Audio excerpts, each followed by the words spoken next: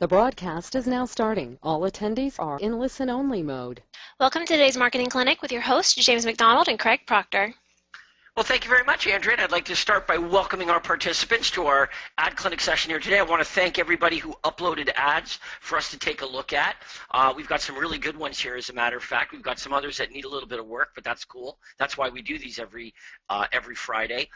And I really would like to encourage you. You know, I know that there are a lot of you that are running some ads that are generating leads on a very consistent basis.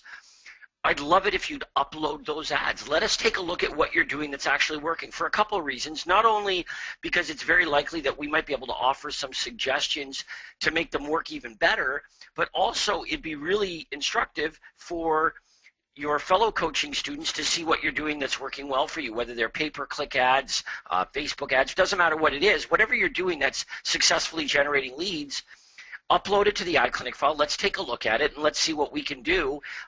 Number one, to show it off, and number two, to even further improve the results. That would be great. But having said that, we've got some good ads that we're going to look at here today. Now, before we get started in earnest here looking at the ads, I also want to let everybody know that on Monday, we have our helpline session. So that's our open forum Q&A, as you all know. So any questions that you have about any topic whatsoever, make sure you log on to the webinar Monday morning, same time, and we will take all of your related questions on Monday morning. That means that there is no ad clinic next week. Obviously, with the holidays, there will be no ad clinic and no role play session next week. So get all your questions answered on the helpline session. Now, I should also add that today, in addition to critiquing the ads, Craig and I are also going to answer your questions, as we always do. So you can post those into the chat, and Craig is constantly monitoring the chat questions, as is Andrea. And so we'll get to everybody, or as close to everybody as we possibly can with the time that we have here. So having said that, first of all, thank you to you, Andrea, and Craig, welcome to our ad clinic session here today. Yeah, happy Friday, everyone. Do you know that 1 week today is Christmas Day? Well, is that right? Yeah, so that's why we're not going to have an ad clinic next Friday. Okay. That's a good reason. All right, well, let's get right into it. Some of you are not used to us starting right on time, but I noticed we started at 11:00, so we're that's our goal for next year, James. You and I are going to be very punctual. Yes, okay. Okay, so our first ad here is from Ellen. It appears to be a postcard. It appears to be a just sold postcard. And Ellen says, I will read you what she says. I sold the house featured on the postcard for $15,000 above market. Okay, I guess market value. I don't think that means above list price. But Ellen says above market. Well, maybe if Ellen's here, we'll get clarification. But anyway, she sold the house in the picture for $15,000 above market in 4 days with multiple offers. This was several weeks ago. I've just sold another 2 days ago for full price, no seller concessions, in a different neighborhood for 3 days. How do I leverage these sales for maximum return? How do I leverage them to get more listings in those neighborhoods? I'm especially interested in the more recent one, which is in a more expensive neighborhood. Renovators are rehabbing for resale there. I would like to capture their business as well as, normal, ordinary home sellers. Okay, Ellen, a very good question. Now, look, it's kind of weak. I'm gonna say this. Let's look at the front side of the postcard. The front side of the postcard has the picture of the house. Can we make that bigger, Andrea? It says your home sold, guaranteed, or we'll buy it. So that should really stand out. That should span the entire width of the postcard.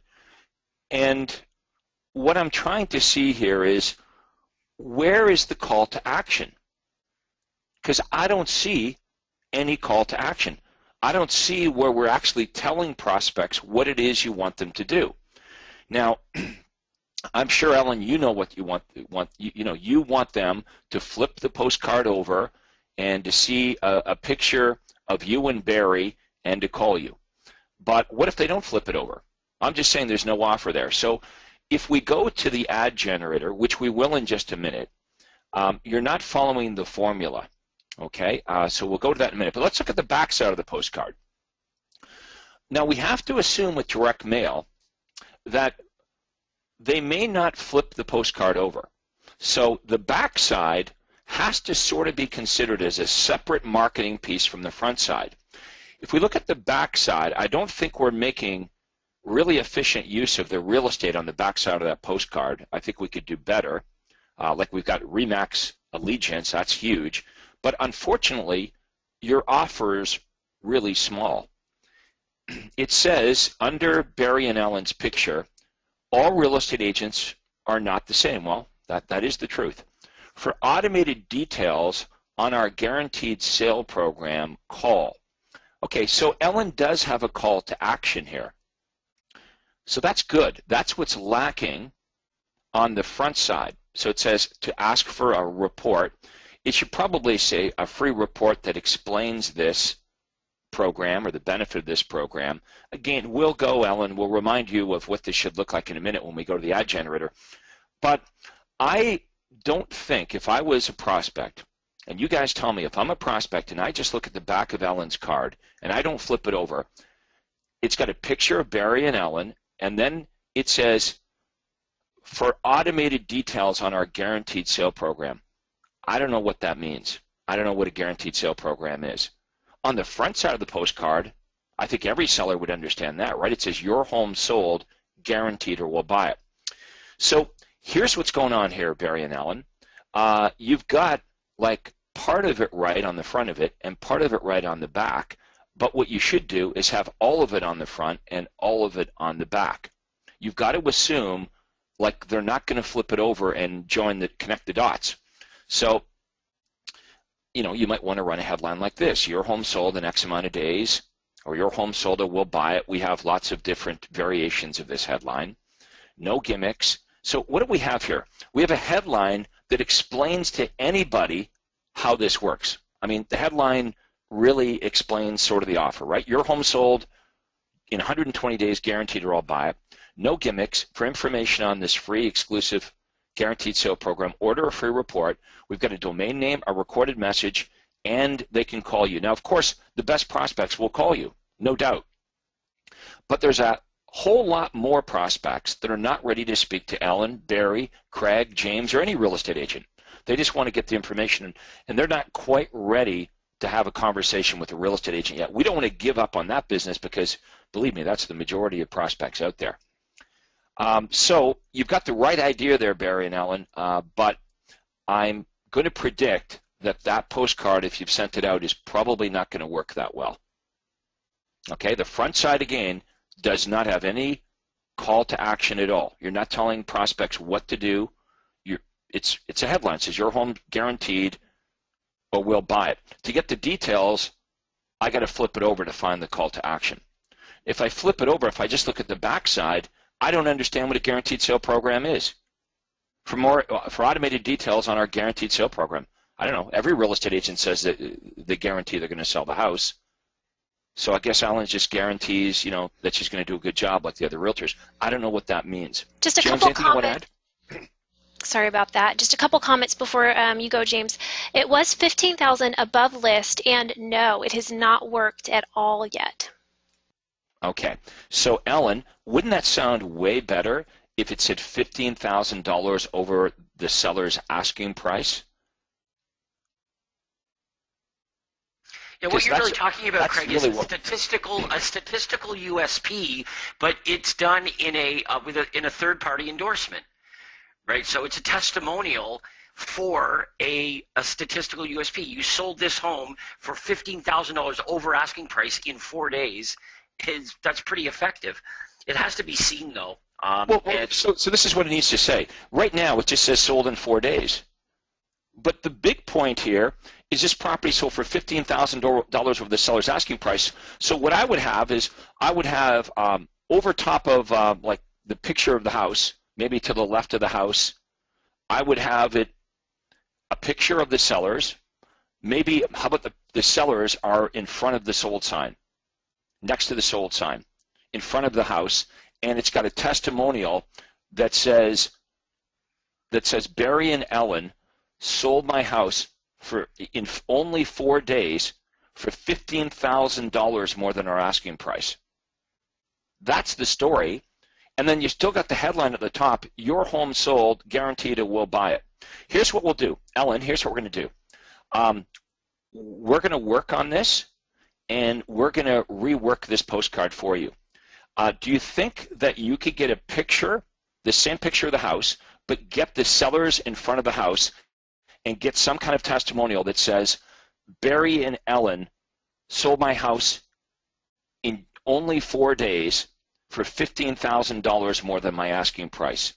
Tom and Susie Smith. I would like that picture replaced with a picture of the sellers in front of it and that testimonial right beside them. We'll rework the headline and we'll rework the back of it. So you've got the right idea here. You know, I coach my son's hockey team, and I'm always saying that to the players. You know, you had the right idea. It wasn't executed properly, but you had like the right idea. But just having the right idea without the proper execution, unfortunately, as Ellen says, this isn't working at all yet. So Ellen's got some really good ideas here. The idea that this is a really good target market, she's identified why it's a good target market, that's smart. So she knows who she wants to target. She also has a couple of successful sales in the area that she says, hey, I could leverage off of these. That is smart. But we got to make sure that the marketing, even though you got the right idea, we got to make sure this is fine-tuned so it really works. So Ellen, that is my Christmas present to you. Okay, if you will meet me at the 50-yard line and you'll take a picture of that house with the sellers in front and you can get a testimonial from them, we'll rework this, and in the new year, we'll look at that. Let's go to ad number 2. And James, I will let you talk about ad number 2 because look at the results. 10 hotline leads, 10 website leads. Wow, that's 20 leads. That's really good.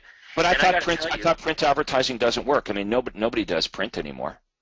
Well, 20 people do, apparently. 20 prospective, in this case, home sellers in Santa Clarita. So I don't know. I mean, would you consider that to be pretty damn good? So the ad was $400. It ran for 3 days, and I got to tell you, this could be even better.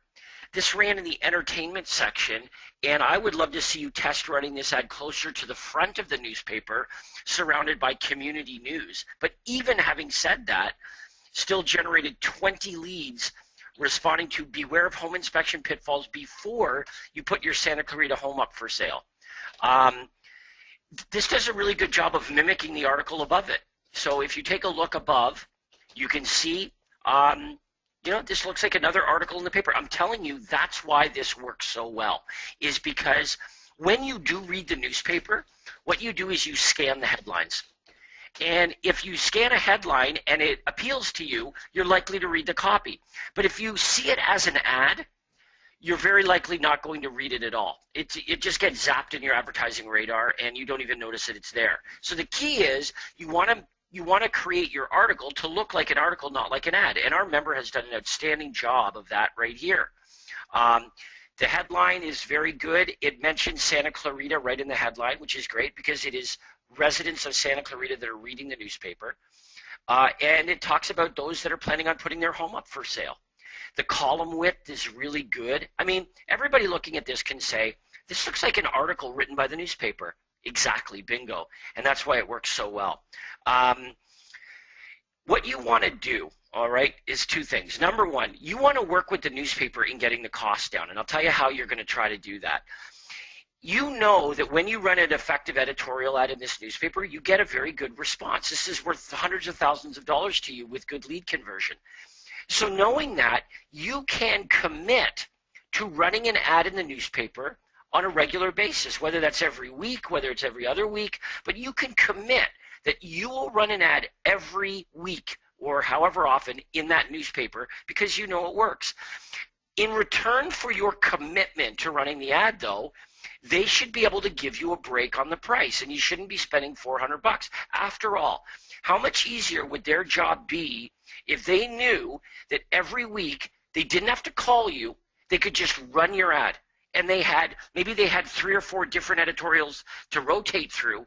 And every week they just grabbed the next editorial, they ran it. They didn't have to call you. They didn't have to get an okay from you. They didn't have to go back and forth with you. They could run the ad, and that space was accounted for, and that advertising space was sold. That convenience to them would be worth money. So you paying $400, maybe that all of a sudden turns into $300 or $250 because of your negotiation with the newspapers. So that's one thing that I would suggest that you look into. And if you can't get that through your ad rep, well, talk to somebody else. Talk to someone higher up at the newspaper to make that happen. And the next thing is this. You do need to have a rotation of editorial ads. So I like this inspection pitfall. It's a very, very good one. But there are other editorial ads that you want to rotate as well, so that if you're going to run the ad every week and you've got 3 or 4 different editorial ads, they just rotate through each week. So maybe once every other month, the same editorial ad is running. And what you'll find is when you do that, the response will stay very consistent. Very consistent. It'll be very predictable. But yeah, this is a really good job. And I'd suggest that although you generated 20 leads, I bet you could generate more. Have this ad run at the top of the page, right at the very top right. Have it run in the news section of the newspaper. And maybe 20 leads turns into 30 leads. But either way, this is a phenomenal effort and really good results. Now, let's hope that your follow-up is as good as your lead generation. Yeah, true. I'm just looking at how much that looks like news. Sorry, Andrew, if you could just go back there for a second. Sure, like just, from the 1,000-foot level, it just looks like the article above. Other than, the article above has a hairline border around it too. Do you see that? That's right. Yeah, absolutely. No, there's no way. It looks just like one of the articles. So that would cause you, if you were going to read the headline, you would be reading the headline as news. Now, upon reading the headline, if you have no interest whatsoever in selling your home, perhaps you wouldn't read any further. But if you were remotely considering selling your home and you live in Santa Clarita, I bet you're reading this article. And of course, the article is written to be very compelling, and it's easy and non-threatening to order the free special report. So it stands to reason that you would. But okay. Do we know which member sent that in, Andrea? I do. David McKean sent this in. All right, gold star for David. You see, James and I, we're not always critical. We give a gold star out when it's deserved. That's a gold star. All right, let's go on and look at ad number 3. James, I was looking at this earlier before we got started. I'm not really sure what it is, to be honest. It looks like what's above in red is just repeated below in blue, and I must say the blue background makes the type font stand out more than the red. The red's definitely harder to read. But do you have any idea what this is? I do not. No, I don't. I don't know the medium that this ran in. Like it looks like it's Andrew? a banner ad maybe on a website. I have no information as of yet regarding this I would marketer. suggest that the reason I think it must be online is because it looks like the domain name is underlined like a clickable link, but that might not be the case. I don't know. Here's one thing I'll say regardless. The headline, your home sold in under 61 days, guaranteed I'll pay you $2,000 cash, that is the headline. Every ad has to have a headline. And the problem is that your headline is no larger or more prominent than anything else in the ad, and that's an error. The headline needs to overwhelmingly grab the prospect's attention by the throat to cause them to read the rest of the ad. So your headline here could be much more prominent and could stand out a lot more if it were bigger and were displayed in a more of a headline format, so that if someone's just going to glance at your ad, instead of seeing it as a paragraph of tiny writing, what they're going to do is they're going to look instead at an overwhelmingly beneficial headline that really sets you apart. So that's one thing, regardless of what this is or where it runs. That's one thing that you could do regardless to cause some better response. Okay. Who submitted the ad, Andrew? I can't read that. I'm going Louis Receipt. I may be saying the last name wrong. Let me try to make it a little bigger. Okay. City. Lewis, if you're with us, if you could type into the chat or raise your hand and please tell us your application. How are you using this? What is this that we're looking at? If Lewis isn't there, we're just going to have to move on to ad number 4. So let's just give him a second to do that. Okay. While we're waiting for Lewis, he's not even on the webinar today, unfortunately. So I'm going to go ahead and move on. Okay, I'm going to read a chat question here from Michelle London. Michelle seems kind of frustrated here. She said, I've spent $1,500 on Google AdWords with no valid leads. Okay, well, I'd like to know what a valid lead is, because if you're generating leads, but you say there are no valid leads, I'd like some clarification on what that means. Over a 3-month period, Christy Fillion at Success Website manages the leads. She keeps tweaking the ad with no results.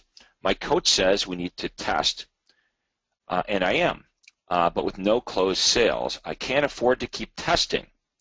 What am I to do?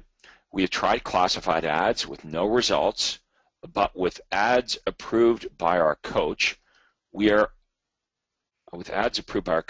are doing everything we are advised to do, but no sales yet.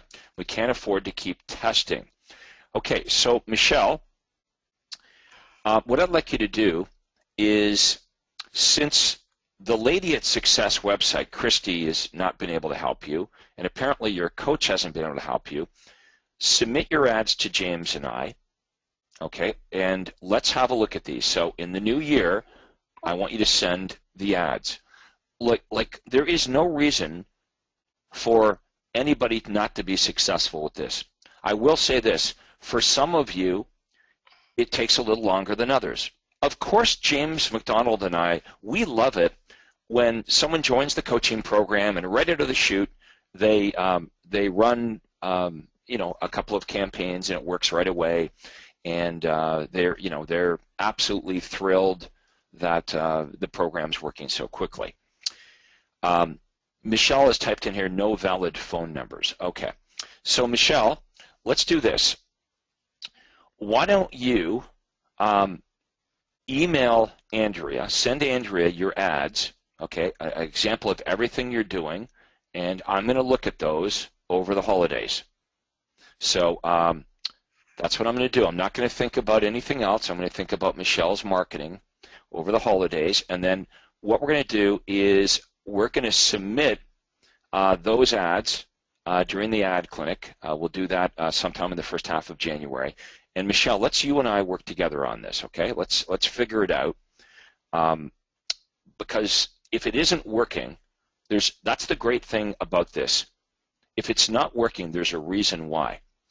You know, my wife and I are a little bit different. When she went to high school, she got really good marks all the way through school in English. And I got really good marks in math. And I didn't get very good marks in English. And what I loved about math is math actually had rules. And I would debate this with my wife. I'd say, the problem with English is English only has sometimes rules. Right. Right? Like, your mother's English, right, James? So nobody knows the language better than somebody from England. Well, my wife was born in England. So they pride themselves on knowing the language, but I debate this with my wife all the time. I'll say, yeah, okay, so there's rules in English, but there's sometimes rules, because every rule in English, James, you and I could think of an exception, right? Yes. With direct response marketing, there are rules. And when you violate the rules, it doesn't work. It's like if an airplane crashes, the FAA does an autopsy, and there is a lot, they will find out why the airplane went down. They'll find out whether it was weather, whether it was human error, whether it was mechanical, whether it was terrorism, but there is a reason why the airplane went down. They do the autopsy and they find out why the airplane crashed. It's the same thing when your marketing crashes. But they don't question flight. No, exactly. So Michelle, what they don't say is, well, the system doesn't work. It'd be like saying, well, that plane crashed, so therefore I guess airplanes don't fly. Obviously, this one crashed. So if it's not working, that's what we're going to do, Michelle. We're going to work with you, and when we turn this around, you're going to be a big advocate because you're going to, realize that this can work. In fact, Sandy Casella, who is here in Canada, she wanted to know, does Michelle, does she live in Canada? No, Michelle is in California. But Sandy said, has she tried Kijiji? Kijiji is sort of like Craigslist. It's up here in Canada. But look, Michelle, we want to help you. So, Andrea, how can Michelle send her ads to you? What would be the best way so you and I can make it? I've done a little work with Michelle when she first started getting started in our program. So Michelle, just Andrea at craigproctor.com, and I'll make sure Craig gets a hold of everything. And if I could just weigh in here, okay, one of the things you said are you talked about valid leads, and some of them don't have a phone number. I know we've talked about this, but this is really important as well. Number one, we can do things to try to encourage the prospects to give a phone number. We can make the fields required. Okay, there are things that we can test. But either way, if we have any information about a prospect, we can find a phone number. A majority of the time, we can get a phone number if we simply go online. We're already on our computer when we're following up with the leads. We can go online and we can look up the address. We can look up the name. We can find a phone number for that prospect most of the time. Okay, here's what we have to differentiate. Is it that absolutely no one is requesting information from your ads? Or is it that when they do, you don't get anywhere with them, so you conclude that the leads aren't viable? Because there are two very different things. You talk about you haven't closed a transaction, but the ad cannot close a transaction. An ad is incapable of closing a transaction. All an ad does is it offers information that prompts a prospect to ask for it. So from there, it's completely up to us to determine that prospect's motivation and timing, to take the next step forward, and to cause the ball to move forward to result in a transaction. But the ad has nothing to do with that part of the process. So we have to differentiate these two things. We got to figure out, are you generating any requests for information at all? And if you are, then the ad is doing its job. Could it do it better? Yes, no question. Probably do a better job of that. But are you then doing an effective job once we have generated the lead of moving the ball forward? And James, that's a maybe. James, may I interrupt for a second? You may. Michelle has just revealed some very important information. She just typed into chat, well, actually, the prospects are clicking on the ad, but they're not leaving their info. So we know it's not the ad at all, Michelle. The ad's doing its job. If they're clicking on the ad, but they're going to the landing page and not leaving the information, then the ad's working. You've got a landing page problem. So this is good to know, right? Because this is what the FAA would do. If a plane crashed, right, they would drill down and they'd try to find out, well, what happened. So what you're saying here, if this is true, that they're clicking on the ad but they're not leaving their info, then how can we say the ad's not doing its job? The ad is compelling a stranger, a prospect, to click on the ad. That's what it's supposed to do. Now they go to the landing page. If the landing page is not compelling the prospects to fill in their information or not give you accurate information, then we know what the problem is. The problem's a landing page. Once we know what the problem is, then we can go about fixing the problem. So that's how simple this is. We'll drill down. Michelle, what you love about this is when you come out the other side of this, you will be a big fan. You'll kind of understand it. And all you're saying is, you know what, I want to understand it. So I get that. So we'll help you. Okay, so let's move on to Vic's postcard here. Now, Vic is, oh, by the way, did you hear the news this week, James? I certainly did. Okay, Vic, okay, so far this year, sold $1 million in GCI in 2015. He's in Glendale, California. Okay, $1 million in GCI. Now, Vic, as you may know, was not born in the United States. He had no advantages. He's been in our program, I don't know. Vic, if you're with us, how many years have you been in the program? Not long. Not long. A couple years. Right. Vic was kind of an average agent, and Vic says 3 years. Vic, this is the first time Vic's on with us here, so let's connect Vic, and we'll talk about his success in this postcard. Vic, if you can raise your hand there, hopefully you have a computer mic. I'd love to recognize success. Vic, your line is open. Yeah, hi, Craig. I'm super excited. Vic, Yeah, that's unbelievable. That is unbelievable. You come to the United States. You had to learn the language. You've only been in our program for 3 years, and you made $1 million in GCI in 2015 in only 3 years. That is unbelievable. You're somebody that people want to look up to. Congratulations. Thank you very much, Craig. I did it all with your help and with James and my coaches. I wouldn't be able to do this because it was a new territory for me. Well, you've done a fantastic job, and I'm going to tell you, here's what I know about you, Vic. You're at every one of our conferences. You're on every webinar. If you want to know the most successful Craig Proctor members, Vic is the kind of guy you want to emulate. There is a very direct correlation between those coaching members and platinum members that make the most amount of money with my system and those that participate. Vic, do you ever miss a conference?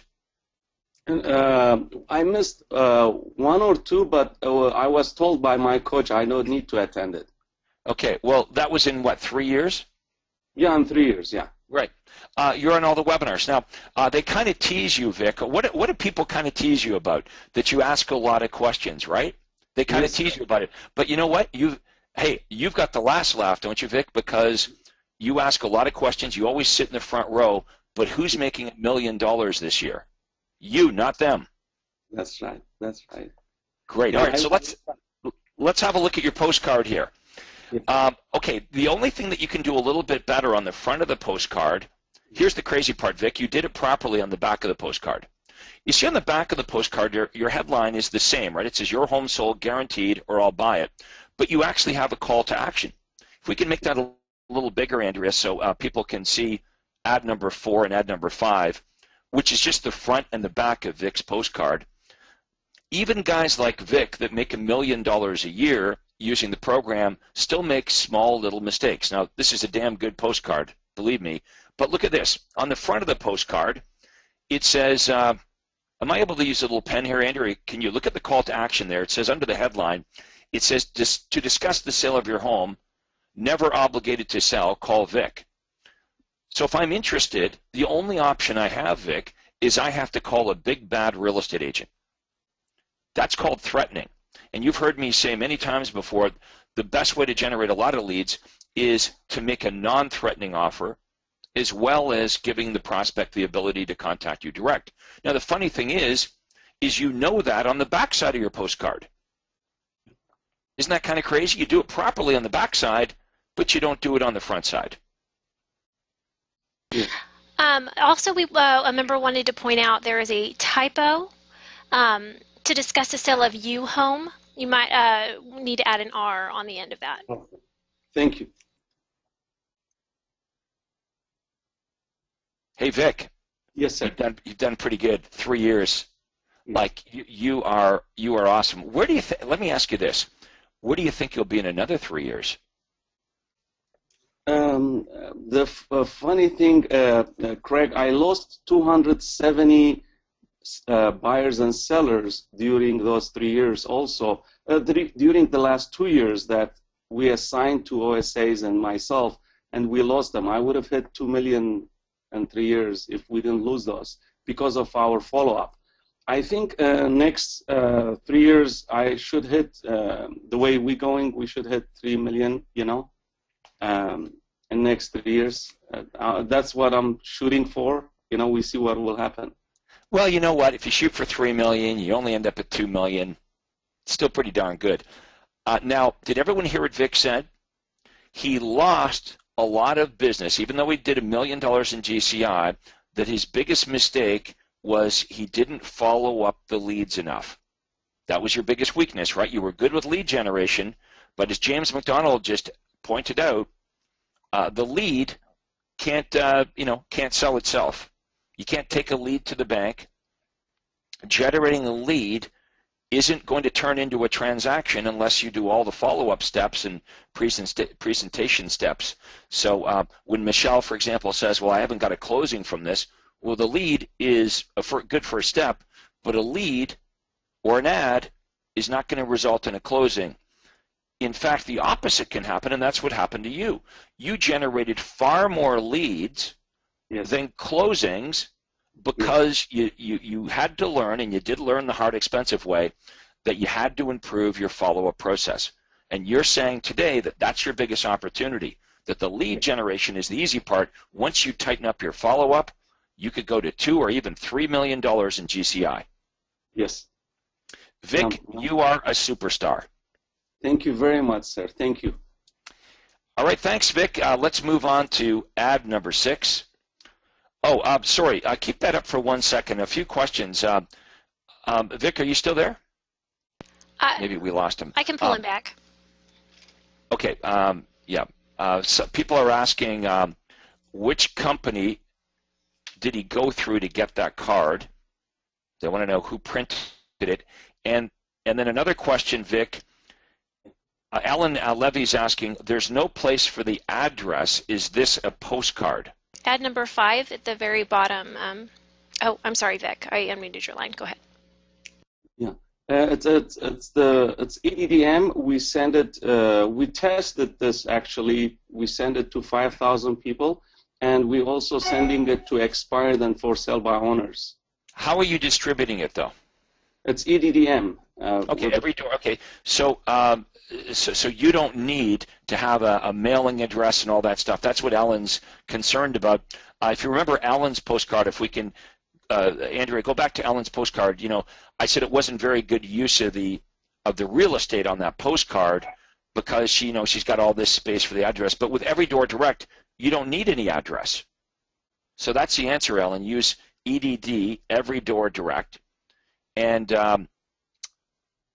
you see this is Ellen's postcard here, and you can see on ad number 1, right where Andrea has the mouse.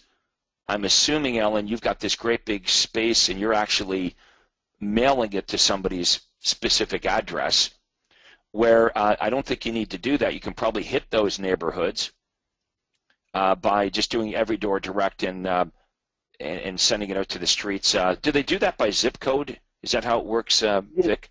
Yes, actually, I'm doing both. I'm doing EDDM for mass farm, and also by regular stamp for expired and for sale by owners. So I have 2 back sides. This is one of them. You know what I mean? Right. And then if you're going to mail it, if you were going to mail it to James McDonald in Carlsbad, you'd have his full address. So it'd just be a different look on the back of the postcard. Yes, sir. Okay. Very good. All right. Thanks for coming back again, and awesome job. Keep up the good work. Thank you very much. Remember, everyone, we're happy to answer your questions. Please type your questions into the chat. Also, Vic, you see there's a benefit on tuning into our webinars, our training sessions, because, Vic, Ellen Levy says she has a referral for you. Okay, so Ellen's out in the D.C. area. So what we're going to do is, Andrea, could you take Ellen Levy's information and send it to Vic, please? I will do that. Ellen has her phone number, so Vic, you may make some money from this referral from Ellen just by participating on the ad clinic here today. I think I've told you folks, you all know Lester Cox. Lester says that he makes $70,000 to $80,000 a year just in referrals from being part of the Craig Proctor program. Lester says, I could never afford to quit the Craig Proctor program. I'd be taking a massive pay cut because what he receives just in referrals more than pays for his fee to belong to the program many, many times over. Forget about all the great information he gets and the increased income he has because of being a member. All right, James, I'm going to let you talk about this next piece. It's from SmartZip, and for those of you that are using SmartZip, and by the way, James, SmartZip, the vendor SmartZip, was at our broker-owner conference in Phoenix, Arizona. So last week, I don't know if you folks know, we have a new broker-owner program. So I've done coaching for real estate agents now for over 20 years, and I always knew from being a real estate agent that the coaching for real estate agents that is very lacking.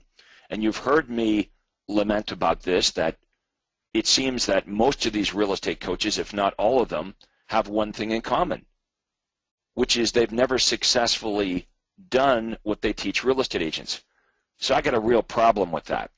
I don't know. Is that fraudulent? You tell me. You decide. But we've got a lot of pretenders in the real estate industry. We've got a lot of coaches that anoint themselves as coaches, but they've never been a successful real estate agent.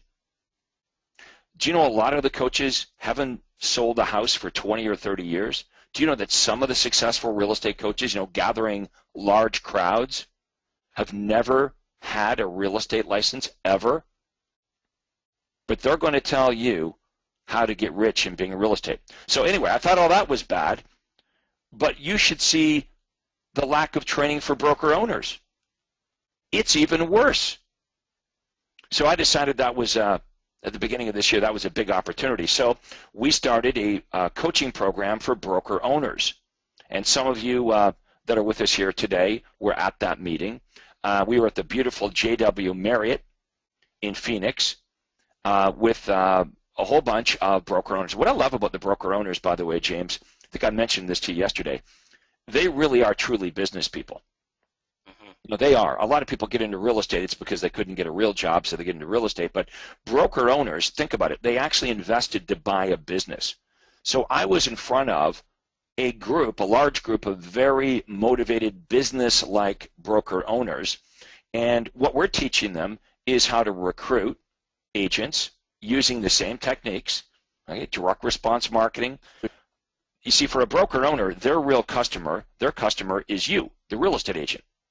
For you, the real estate agent, your customers are the buyers and sellers. So we're teaching the broker owners how to use my direct response marketing to attract real estate agents and really leverage off leads, right? So if I was a broker owner and I wanted to recruit any of you, the best way for me to recruit you, James, if you were an agent, I'd say, hey, James, if you come over and you work for my brokerage, I'll provide you not only the leads, I'll provide you the training.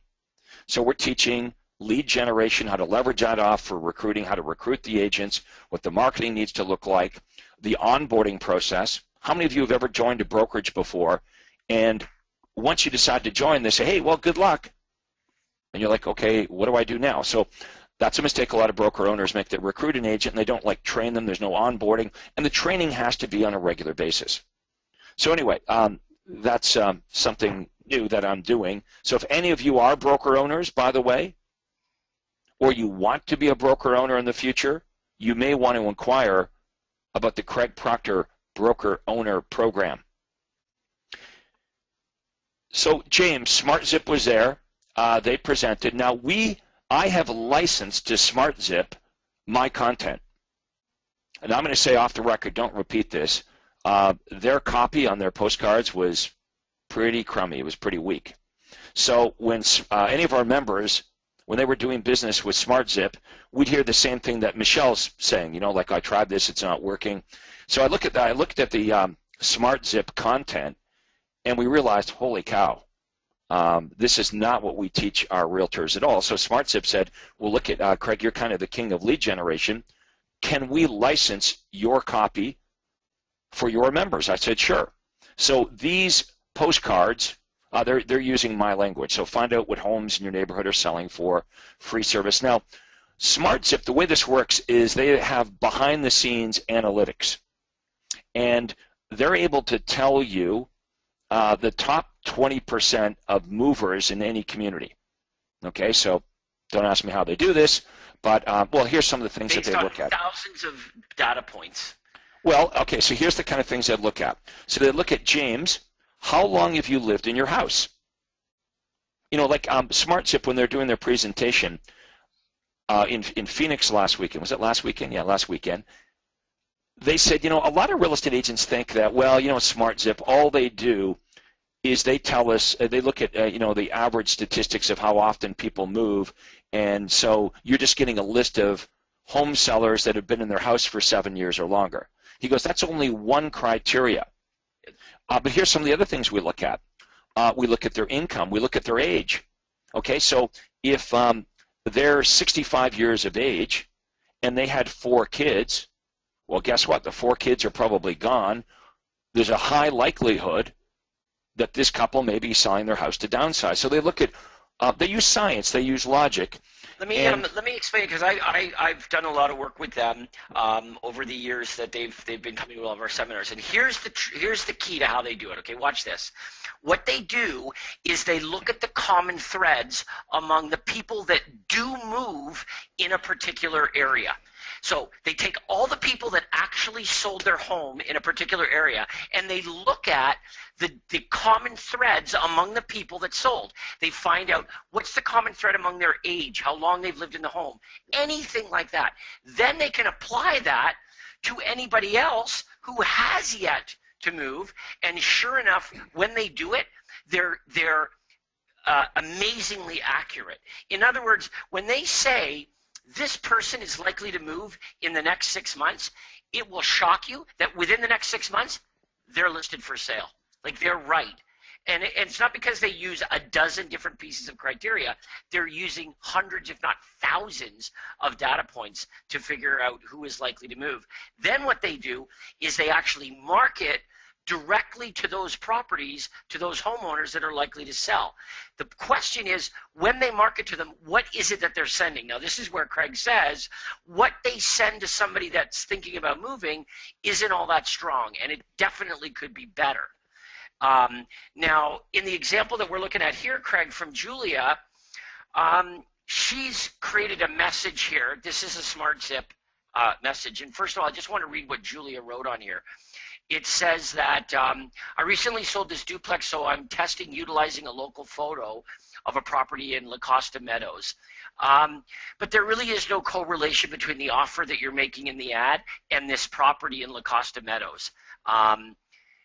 So it's just like a random photograph of a property and some indoor pictures of a property that may or may not be applicable to other prospective home sellers. So I'm not sure the validity of that. If this is a property you sold, you might want to talk about what the property sold for or any of those statistical benefits.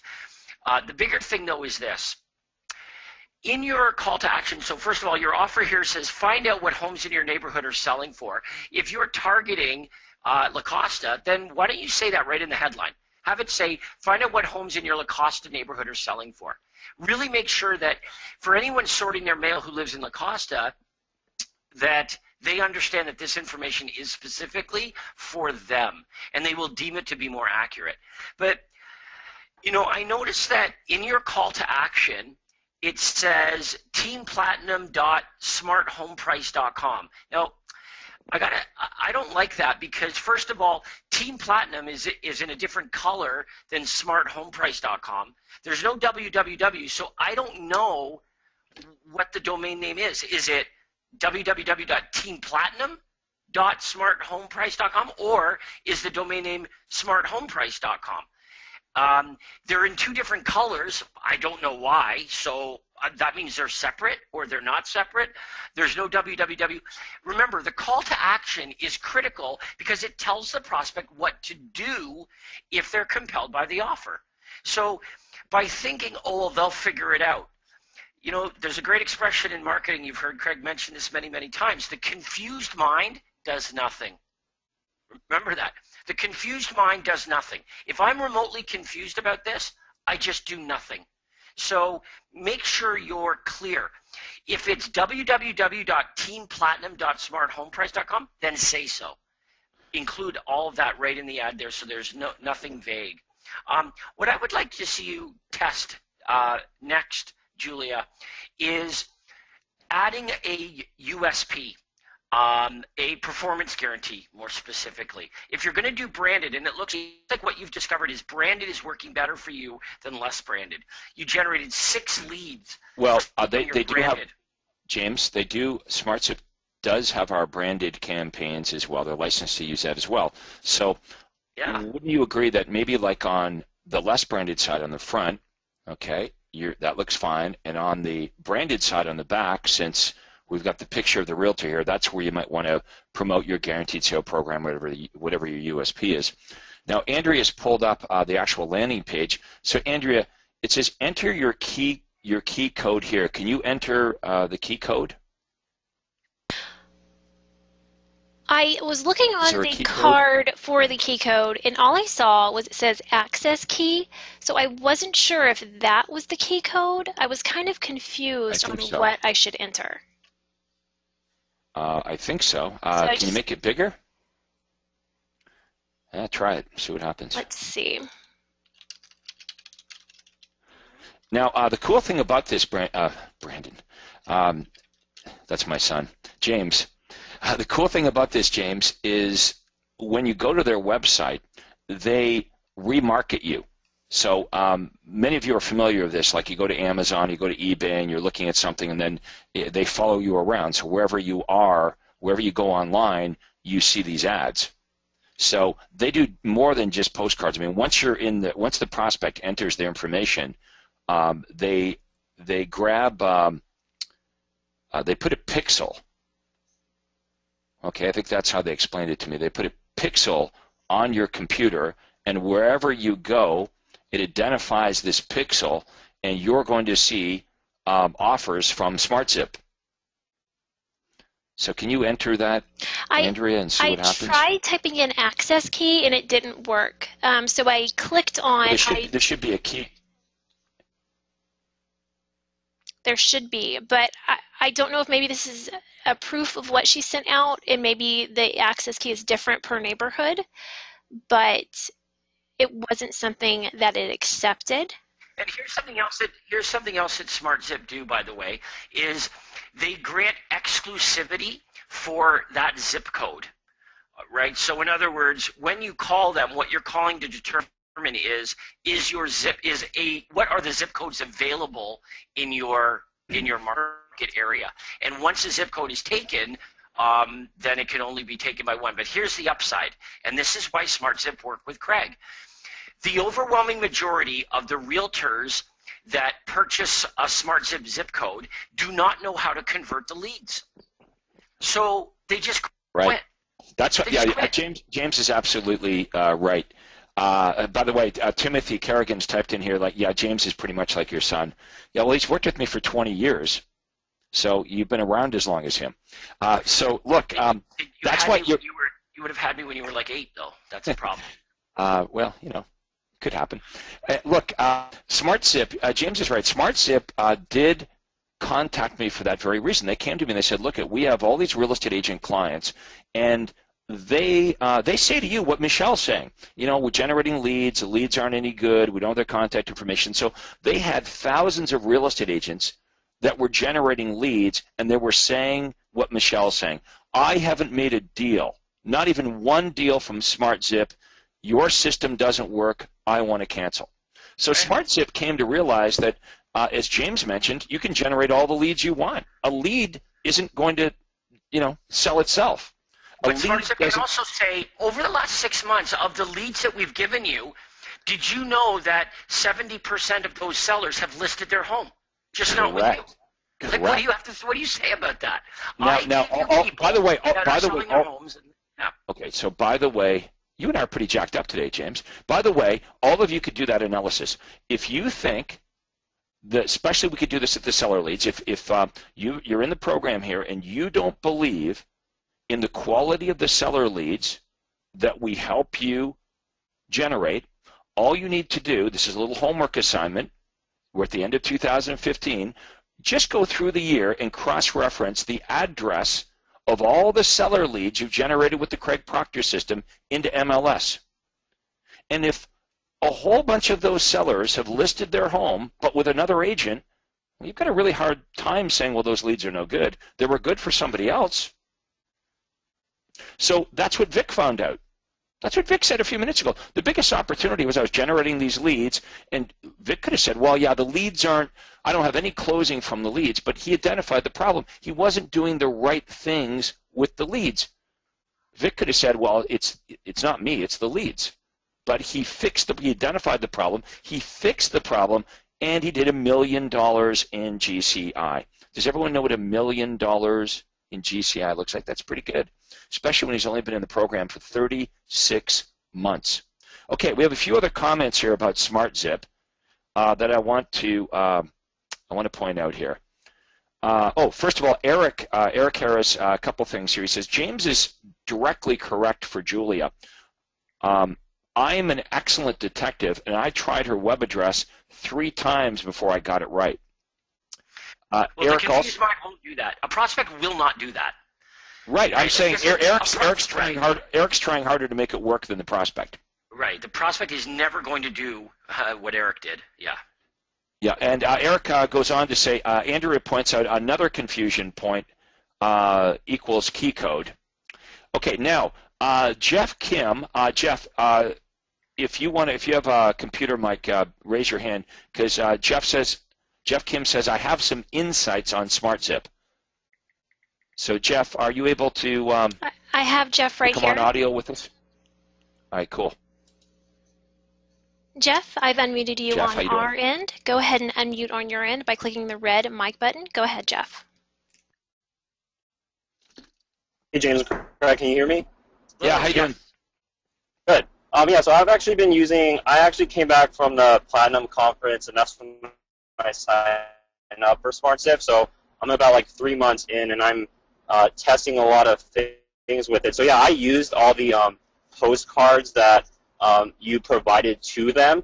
And then on Julia's card, on like the bottom portion on the left side, like you could edit that. So like I put my like USP on there, and I have like my the hotline phone number and my website on there. So I'd recommend her doing that. Also, on one of the Platinum calls, Todd actually brought up my very first marketing piece, which was a letter on there. My issue that I'm having with SmartZip is I can only edit certain portions of it. What you could edit is very marginalized, so I can't add specific things that follow the protocol that you guys want us to use. So I'm actually working with my SmartZip rep, and also I have a call scheduled with Todd as well to go over that to see if we could talk with SmartZip to see if they can make it a little bit easier, since a lot of Craig Proctor clients are using the SmartZip system. If we could edit certain portions of the card, so for example, on Julia's card, there's specific things on there. The access code is actually right under her domain name. You could see it really small. It says, do you see it? It says key code and then access key. Since this is a demo card, yeah, it didn't work. It's a demo card. It doesn't have the actual key code. Jeff, we're losing you, Jeff. Yes, Jeff is having VoIP loss from his internet connection. Star Wars, really like the Star Wars movie, I think. I'm going to go ahead and mute his line. It sounds like we've lost him completely. Okay, so Jeff, yeah, we couldn't hear you. You started to break up. But Jeff, do this. In the new year, if you could submit your work that you've done, your examples with SmartZip, they will work with this. I mean, they came to me. I didn't come to them. They came to me and they said, look, you're the lead generation king in real estate. Could we license your copy? You know, your members, they say to us, your copy, Craig, works better than ours. Can we license that? Yes. And Craig, could you also help our members follow up with the leads, because they don't know what to do or say when they phone the prospect back. In fact, most of our members aren't even calling the prospects back. So yes, we have a working relationship with them. Now, some of our Canadian members, like Sandy Casella, they're asking, is SmartZip available in Canada? And the answer is no. And I'm going to tell you why, Sandy, and I think it was Jana was asking as well. SmartZip is not available in Canada due to the Canadian Privacy Act. When I lived in Florida for 3 years, coming from Canada, I could not believe the information that was available in the U.S. because we can't get that information in Canada. I mean, look at you've heard me at the Super Conference say before that privacy in America is dead. It really is. I mean, the information that Americans can get on Americans is amazing. Okay, so a few years ago, I think it was I don't know, 05, 06, I'm not sure when the maybe later than that. The Canadian Privacy Act was passed, but yeah, we can't do all that here in Canada. In fact, I did talk about that last weekend to the SmartZip guys because we had Canadian broker owners in the audience, and after the SmartZip presentation, they were asking, "Hey, this sounds really awesome. Can we get it in Canada?" Unfortunately, not, and that's why. Okay, a couple other things. We need to keep moving here, James. Andrea, do you need to go? I do, I'm so sorry that I have to do that. Explain to everybody why. We want everyone to know that Andrea is going to go now because she's an awesome mother. I am. I have my sons, it's the last day of school for the holidays, and I'm a PTA mom, so I told them I would be late because I had work to do, but that I would try to be there to host the Christmas Andrea, party. why don't we do this as well then? On Monday we've got our helpline session, but we've also got lots of ads that we can go through. So why don't we start Monday's session by finishing up and going through any of the ads that that remain here, as well as taking any of your questions that you have as well. Since it's our last webinar, open forum webinar for the year, then we might as well have. Well, James, here's what we can do. Can't we just continue now, Andrea? Like, could you give me control of this and we can just keep going? I can. Do you already have the ad clinic open on your computer? Yeah. Okay. I'm going to go ahead and make you the presenter. We're in dangerous territory now, James. I'm only a phone call away, and I can always help from my phone if I need to. Okay. Now, Andrea, if I master this, you better watch out. You better watch out. All right, well, look, go have a great time at your son's activity there, and I've got this now. James, I've got this. Thank you. Talk to you all on Monday. All right, thanks, Andrea. Okay, so now what do we do? Okay, so now we're going to go down to where we left off. Can everybody see my screen? Yeah, Andrea rocks. Everybody's saying Andrea rocks. Thanks, Angela. Andrea appreciates that. So that's where we were. Eric says we're in deep water now. CP is driving the boat. Yep. Okay. So there's a couple other comments here. I'm going to move. See, I don't have to ask Andrea to advance anymore. I'm in control. I can do this. Okay. So now a few other chat questions here. By the way, Vic, you're going to love this. Eric Harris says, well done, Vic. Send me your best contact information. I may have a referral for you also here in New York City. So, Vic, write this down. Eric at ericharez.com. Now, I'll spell it for you. It's E-R-I-C, Eric. Last name, H-E-R-A-S, ericharez.com. Eric at ericharez.com. Vic, if you email Eric, he's may have a referral for you. How awesome is that? Cindy says, Craig, can you please send me information for, it says each door direct. I think Cindy means every door direct. Okay, so, and SmartZip. So Cindy, all you have to do is just Google it. Okay, just Google every door direct, or you can go to the uspostal.com.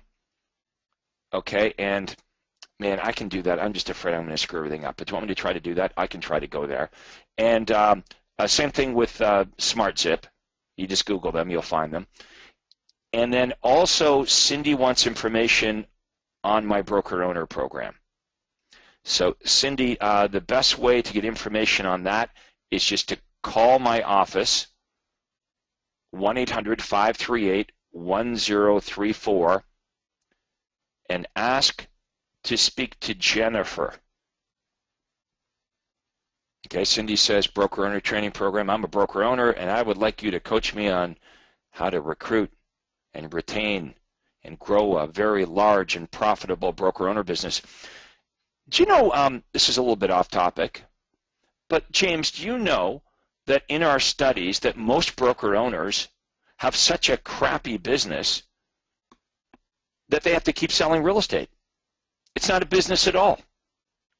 So they're, look at, I mean, I don't know, you guys tell me, but if I'm a real estate agent and I decide I want to buy a broker owner. I want to buy a business.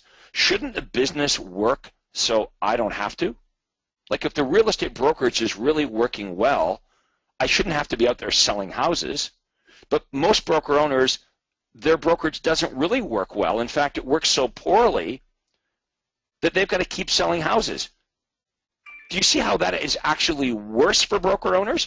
Now they've still got all the responsibilities of being a real estate agent, and on top of that, they've got all the responsibilities of being a broker owner. Yeah.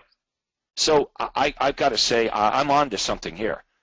The broker owner training is even worse than the real estate agent training. Anyway, let's go to ad number 7, classified ads. James, I'll let you talk about these. All right.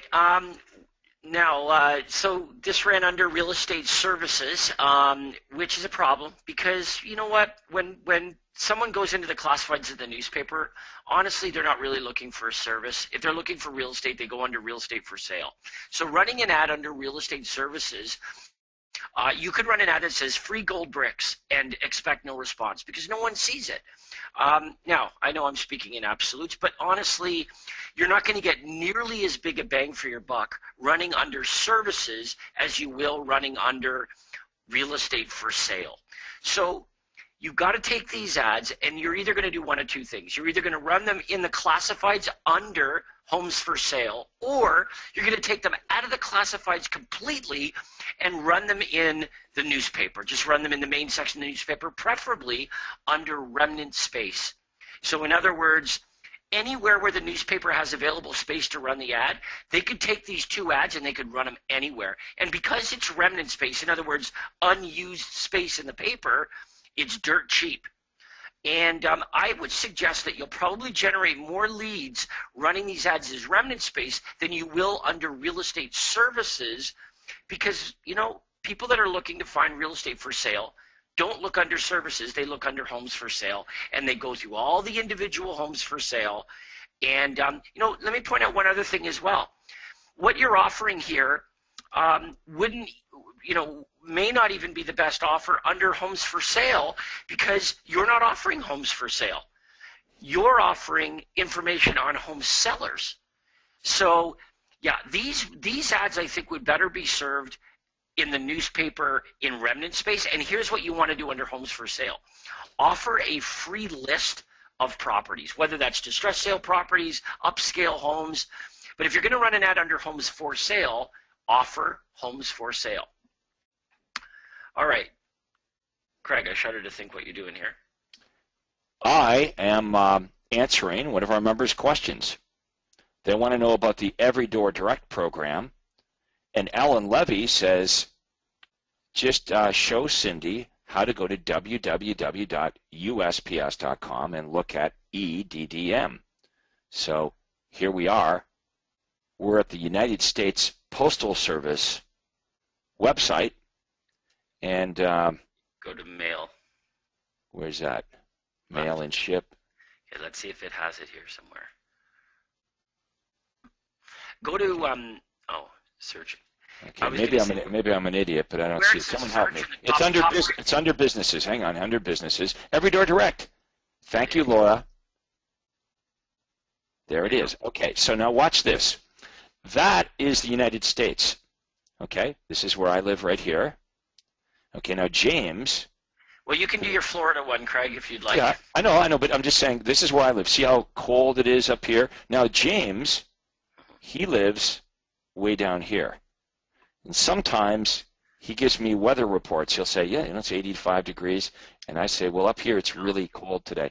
And then sometimes I get really upset when he does that. Okay, but anyway, I've got this house in Florida, so let's go there. That's a little warmer. Okay, we're going to zoom in. Zooming in. Still zooming in. Still zooming in. And the place is in Sarasota, so we're still zooming in. And what's really cool about it is this is the Gulf of Mexico, and these are the barrier islands in Florida. They're islands. And so my house in Florida is on an island. Now, if I wanted to target waterfront luxury homes, this is what I would do. I would zoom in. I would zoom in. Now, I could just enter, I could just enter my postal code here, 34275. Oops, 75. And here we go. We're processing. Still processing. And there we have it. Okay, so if I place my mouse here, okay, so does everyone notice up here, watch this, when I place the mouse, okay, so this is the island that I live on, it says there's 642 residential houses, 26 businesses. Okay, I'm really not too concerned about the businesses, but if I wanted to send a postcard to all those luxury waterfront homes, 122 bucks. Yeah, look at the income. Income is 82,000. And so it tells you a lot of stuff. Hey, look at the age, 22 to 44. Oh, hold it. How does this work? The percentage of 25. Okay. Well, look at, so let's, these are young people right here, James. If you're in this age, you're very young. Yeah. If you're... Okay. So anyway, that's how it works. That's how it works, Cindy. Okay. Now we're going to go back and look at the ads. Okay. So let's go to Facebook. Now, James, you pride yourself as sort of a Facebook expert. So talk to us about these two. I'm not sure I'd suggest that, but certainly we can generate leads from Facebook ads. The first thing we want to look at, if you scroll back up, Craig, is who is posting. If it's a realtor that's posting it, it never works as well as when it comes from an information source. So unfortunately, you've blocked that off because you've scrolled down too far. So if you could go back up a little bit. And this ran in Montreal. This is, yeah, see, it comes from Montreal home sellers. All right, as opposed to from Francois McKay, the realtor. Was that it? Is this annoying you? Yeah, you're. Okay. All right. I see. So you were doing that on purpose, is what you're saying. Yes, okay. I was. I was making sure. It says, find out what your home is worth today with a free online home evaluation. And you've got a photograph of the inside of a property, so not too disqualifying there. Free online Mount Royal home evaluations. My grandparents lived in the town of Mount Royal when I was growing up. But yeah, this is a pretty good Facebook ad. The other one similarly says find out what your home is worth today with a free online home evaluation. Free online Notre Dame de Grasse home evaluation. So different areas being targeted here. So our member here is taking all the different areas in and around Montreal and running an ad that is only seen by those that live in those areas. So if you do not live in Mount Royal, you are not going to see this ad on your Facebook feed. You're not going to see it because Facebook know that you live in Mount Royal. So because you live in Mount Royal, then you will see this ad that offers an online home evaluation for those that live in Mount Royal. So yeah, this is a pretty good example. Again, when you post your ads, it'd be so great to get some commentary as to what happened. Where it ran, how much money you spent on the campaign, and what kind of lead generation, how many hits to the website, how many requests for the online home evaluation, et cetera, et cetera. But yeah, this is a really good one. And honestly, the home evaluation is the #1 offer online. It's the best one. Free list of properties is #2, whatever those properties are, whether they're distressed sales or specific properties. But the online home evaluation is #1 most consistent for lead generation. True. Okay, do you like our pretty colored money? Isn't it pretty? Too bad it's not worth much. Yeah, it's not worth much though. But look, Daniel Pilson says, Craig, can you please make the ad larger? Daniel, I'd love to do that. Tell me how to do it. How do I make this thing larger? Let's not push it. I can read it. How do I make it larger? I can read it perfectly. I'm not sure. Okay. Are you on a phone maybe? Because if you're on your laptop or desktop, it's quite visible. Okay, let's go.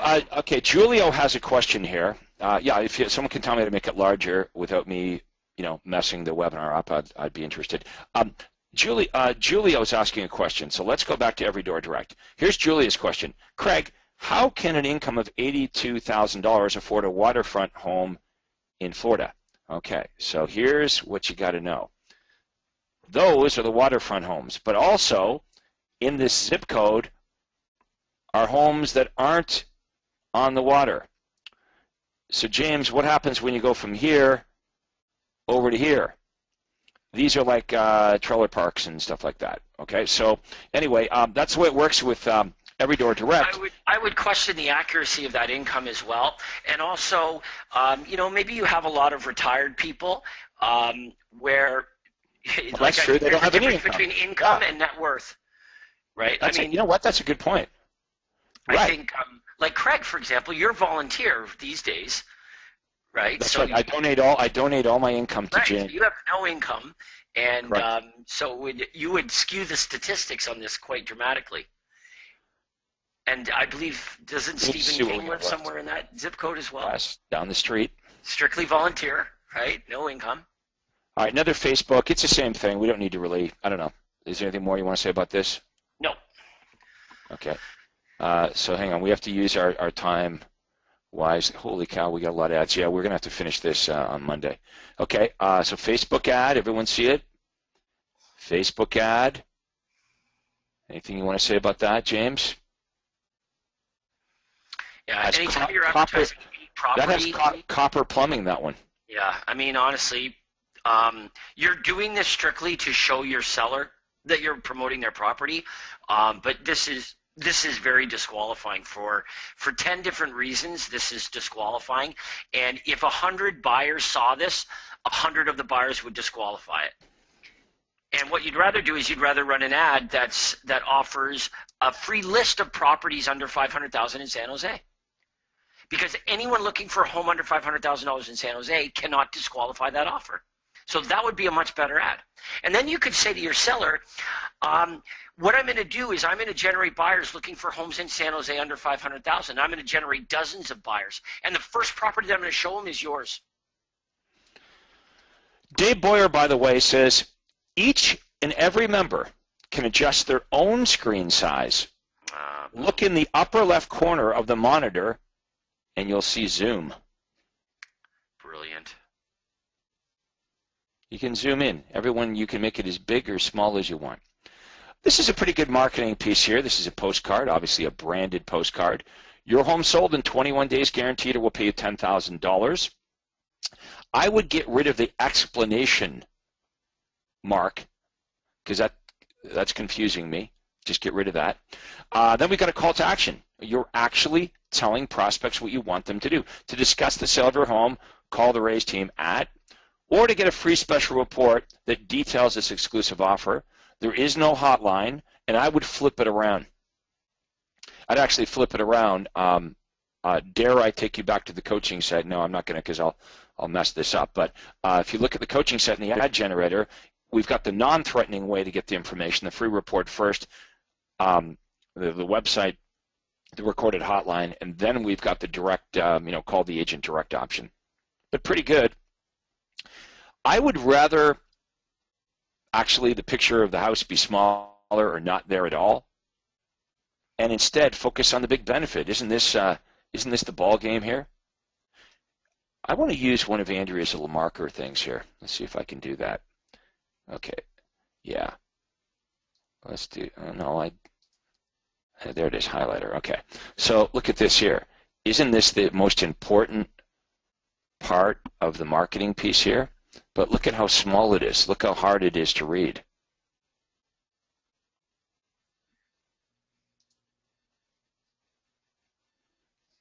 Okay, now how do I get rid of this stupid thing? Pen, choose pen. No, but I still have a pen. See? I can't get rid of it. Normal, non. Okay, there it is. Okay. All right. Now we got a mess going on here. All right, hang on. Erase all drawings. There we go. Okay. All right, so there's the back side of it. Your home sold in 21 days. We've got some testimonials. Okay, good. We love testimonials. Now, no call to action here, though. See that? So on the front side, this is like Vic. Now what have I done? This is like Vic. He does it right on one side of the postcard, but not on the other side. So this side, we have an actual call to action. On this side, We've got no call to action. Why? Okay, now here's a different version. Okay, so that, and then we got this on the other side. Now, do you want to know why I like this, James? Can you guess why I like this postcard? Because it's mine. Mm-hmm. It's sort of mine, right? That's my version of it. Pretty much, let's see. Find out what homes your neighborhood are selling for. Free advice for evergreen homeowners. You can receive a free list of recent home sales and current listings. Yes, this is my copy. Okay, we've got one more example here. Oh, this is the landing page. Okay, this is the landing page. Free hot list of the 10 best buys. Okay, so what does that go with? Where are we offering 10 best buys? Okay, confused mind does nothing, James. I don't get why do we have this landing page making an offer for the list of the 10 best buys when that's not the offer being made here? Okay, so I'm not getting that. We're offering seller campaigns here, and then we've got a buyer landing page. So I'm hoping that's a mistake. I'm hoping Gabe and Michael are not driving these people to this landing page. Hey, James, I've got my new fancy internet here. Is there much of a delay, or is everything much better now? No, there's no delay at all. Okay. It's instantaneous. Do you know that I have super, super duper fast internet now? That's great. Congratulations. I don't know if you guys ever check out the speed of your internet, but if you go to speedtest.net, my download was like 8, and now it's 80. It's very fast. Speedtest.net. Yeah, let's just do this. This is you never know what you're going to learn on our webinars, but watch this. Go to speedtest.net. Okay, if you want to test your internet speeds, because some of you folks have trouble. You say, I can't see it; it's slow. So Andrea mostly says, well, the problem's on your end. So if you go to speedtest.net and you click on speed test, watch how super fast my internet is now. Watch this. It's like a speedometer in a car. Boom! Look at that. So I've got this burst, and then it kind of fades out, but it's around 80. So that's my download speed. Now it's going to do my upload speed. Oh, it didn't work. But anyway, you get the point. It's pretty fast. Okay. So Michelle has a branded postcard. Your home sold at 100% of asking price, guaranteed, or I'll pay you the difference. But look at this. There's no non-threatening way, Michelle, to get the information. I have to call Michelle, the scary real estate. Michelle doesn't look like scary, but to the prospect, any realtor's a scary salesperson. But on the back, she does it right. Look at that. Perfectly on the back. So here is what I believe is going on. You guys do it right sometimes. We just got to be more consistent. Also, another mistake here is Michelle is making 2 offers on the back of the postcard here, James. One for sellers. I'm going to play with my highlighter again. One for sellers. And another one for buyers. You want to be careful here because sometimes the confused mind does what? Nothing. Does nothing. Okay. Another Facebook ad, Bakersfield Home Value Guide. Find out what your Bakersfield home is really worth. And then we've got another postcard, $10,000 savings on your home purchase guaranteed, or I'll pay you $1,000. No gimmicks. Look at what I like about this is our member simply copied what's on the ad generator. That's what it looks like. They didn't recreate it. They didn't think I can make it better than Craig. They just took it and they copied it. Okay, Scarborough. James, you know where that is. That's a suburb of Toronto. Scarborough home sellers. Find out what your home is worth online. Okay, this looks like a knockoff of my postcard. You know what I don't like, though, James? I don't like maybe, Maybe it's just me, but I don't like when a phone number doesn't have all the dashes in there. Maybe I'm old, but maybe I get confused easy, but I don't know what, like, it's the dashes that tell me it's a phone number. Right. It's like, you know, right. if this doesn't have the WW in front of it, exactly. I get confused, right? Actually, I would also do this. I would capitalize the S and the H and the V to make it easier to read. So lowercase www, capital S, capital H, capital V. Just makes it way easier to read. How do you guys think I'm doing with this? Do you think we need Andrea anymore? Or do you think I've got this? I think we better stick with Andrea. Think so? Okay, let's see what else we got here. So what's a good download speed? What's a good download speed for your computer? What should you be looking for? Because that's 32.8. Okay, so we're doing this again. Yeah, that's pretty good. I think that's I think 30 for the download is sort of normal. Look at that. That's insane, isn't it? I feel like I'm driving a Ferrari. Okay, so that's the download speed. Okay, now, okay, so it averages out or something here.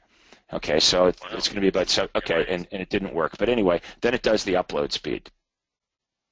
I don't know why that's not working. Maybe because we're on a webinar here or something. I don't know. All right, there's Facebook. We did that one. We did that one, and that's it. We're done. Okay, so let's see if we have any. We did get through them all, and we did it without Andrea. Don't tell her I said that. Okay, so we've got some questions here. Let's go through some of these questions. Ellen Levy is asking, James, what did you say was the second best campaign for lead generation? Yeah, I actually just replied to Ellen's email here while we're on the webinar. I would suggest that you offer a list of properties, preferably great deals. So if you were going to offer a free list of properties under $500,000, then you would include great deals like bank foreclosures, distressed sales, company-owned properties, vacant homes, etc. But the answer is this. Online, we were talking about Facebook specifically, offering an online home evaluation seems to be the best, most consistent lead generator. But the next best is offering a list of properties that are appealing in your area, but not just offering any old list of properties, but specifically what would be perceived as great deals works very, very well. There's your answer. Okay, so Michael Ray's, remember a few minutes ago we looked at this landing page and I said, I don't get it, because this landing page has nothing to do with the seller offers that Michael is making on those postcards. So Michael's clarified this. He says, this landing page, yeah, has nothing to do with the postcards. It's not associated with the postcards. I just wanted you to critique it. Well, I don't like it, Michael, because there's a disconnect. Here's why. You're offering a free hot list of the 10 best buys, and it says get a copy by completing the form on this page. Here's how it works. You can request, I don't know. Let me see what mine looks like here. Okay, so how do we do that? Okay, so we're going to go here, and then we're going to not go there, and we're going to go to York Region Home Sales.com. Okay. Notice the fast internet, James. All right, now we're going to go to buyers, and we're going to go to the 10 best buys. How about this right here? Let's see what it says. Well, I guess it kind of says the same thing. I like it. What I like about this, Michael, is you can go to the right-hand side here, and you can just get your free hot list here. You can go right there. So I'm a high D personality. I don't have to read all this stuff. I can just go right here, get my free hot list of the 10 best buys. Boom, boom, boom, enter my information and get it. Not true with your landing page. The thing you want them to do here is buried below all this, blah, blah, blah. Okay, you guys tell me. Let's do a little vote here. You're a high D personality. You're a busy guy. You're James McDonald. Massive high D. What looks better? If you're a prospect, you're going to go there, more likely to leave your information where you can just go boom, boom, boom, or Michael's. Now, I get it. Michael, he's kind of cheaping out here, wants to do his own website. This is not a success website. I can tell you that. This is a Michael Ray's website. So, Michael, why generate all the leads if the landing page isn't going to convert them? So, let's do it again. Exhibit A. And by the way, here's the key to Exhibit B. this, Michael, is it asks the prospect what they're looking for first before the contact information. Benefit first, then commitment. Right. That's right. So did everyone get this? What do we do here? On my landing page, we're talking about, well, what's important to the prospect? They want. Here's the price range I'm in, the number of bedrooms, my desired area. Let's talk about what the benefit to the prospect, what they're interested in first, before we dare ask them for their contact information.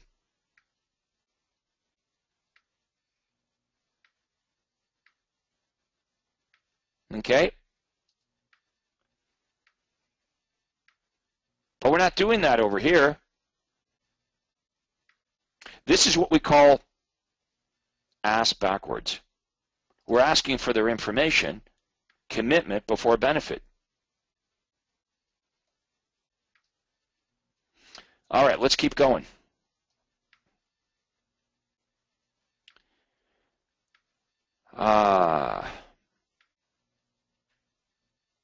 Alexandra says, well, Craig, I got news for you. Success website's not that great. Sorry.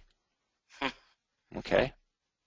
The content is great, but their technology is awful. All right, well, glad I don't own that company. But look, they're just landing pages. They don't really need to have that great a technology. There are other technologies that need to be more advanced, for example, Commission Inc. or SmartZip or Bold Leads, but these are really just landing pages. So in theory, Michael or any of you could, actually create the landing page. So I'm not sure what you mean by their technology is not that great. Hey, it worked well for me. I mean, I don't know. I just made like $3 or $4 million a year in commission, but half of it came from the Success website. So I've got no complaints, and if I didn't think it was good, I certainly wouldn't be recommending it. Now, if it's a customer service issue, you got a problem with that, I'd like to hear about that because, we want you guys to have great service. Austin and Lynn say, Craig and James, the best to you and yours for the holiday season. And I want to wish all of you the best over the holiday season. Are we allowed to say Merry Christmas? We'll say that. It's 1 week today, folks. Now, what's the rundown? There is going to be an ad clinic webinar on Monday. So that'll be the final one on Monday. Will be the final chance to get all your questions answered. Now, there will be coaching calls over the time that our office is closed. My office will be closed, by the way. James, we're having our Christmas party next Wednesday at lunch. So from lunch on into the new year. I'll have to book my flight. Where yes. is that? It's right in our office. Don't get too excited. Okay. Okay, so our office will be open until noon Eastern time on Wednesday, and then we'll be closed until the new year. But there are coaching calls that are going to be happening in between then. But there will be no ad clinic calls after today until the new year. There'll be no role play calls. Yesterday was the last one of the year. And Monday will be the last helpline session of the year. So look, we at this time of year, James and I, want to let you know how much we appreciate you all. I hope you have a great year next year. That's what we're here for. We truly appreciate the opportunity to help each and every one of you. You have placed faith in us, and we do appreciate that. You took a chance on us. We want you all to be successful. We really do. And we want to try to make this fun. Okay, James and I have fun doing it. We hope you guys have fun participating on all the sessions because we believe that you should wake up every day and enjoy what you're doing. And the learning part of it, it's not a process, it's an event. We hope that this journey that we're taking together in 2016 is both profitable and fun for you. So you get what you really want out of your real estate business, which is more money but also more time, but ultimately more freedom. So at this time, we're going to wrap it up. And on behalf of James and myself, wish all of you the best in 2016. I hope you can make it on the helpline on Monday. If not, we'll talk to everybody in the new year. James, any closing thoughts?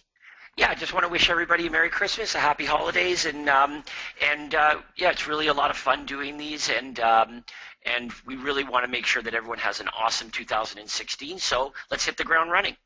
Have a great weekend, everybody, and we'll talk to those of you on Monday for the helpline session.